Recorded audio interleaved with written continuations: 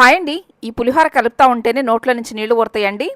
అన్నం ఇలా పలుకుగా ఉడికించుకుని ఇప్పుడు ఇందులో రుచికి సరిపడ్డ సాల్ట్ వేసి ఇందులోకి పచ్చి మామిడికాయ తురుమండి. ఈ సీజన్లో బాగా దొరుకుతాయి కదా కాయలు. పచ్చి మామిడికాయ తురుముతోటి పులిహోర చాలా బాగుంటుంది. ఈ రైస్లో అంతా కలిపి చేసుకుని ఇప్పుడు పోపు కోసం ప్యాన్లో ఆయిల్ పోసి ఆయిల్ హీట్ అయిన తర్వాత వేరుశనగ పప్పులు వేసుకుని ఇవి వేగిన తర్వాత పచ్చిశనగపప్పు అండి. పచ్చిశనగపప్పు ఎక్కువ వేస్తే బాగుంటుంది. ఇందులోకి ఆవాలు, జీలకర్ర, పోపు దినుసులు ఎక్కువ ఉంటేనే పులిహోరలోకి ఎప్పుడైనా కానీ బాగుంటుందండి. జీడిపప్పు పలుకులు ఆప్షనల్ అండి, వేస్తే బాగుంటుంది. ఇవి వేగిన తర్వాత సన్నగా కట్ చేసుకున్న అల్లం ముక్కలు, ఒక 5-6 ఎండుమిర్చి, ఇవి వేగిన తర్వాత కరివేపాకు వేసుకుని లాస్ట్లో కొంచెం పసుపు వేసుకుని స్టవ్ ఆఫ్ చేసేసి ఈ పోపు చల్లారిన తర్వాత రైస్లో కలుపుకోవాలండి. ఈ మామిడికాయ పులిహోర చాలా బాగుంటుందండి.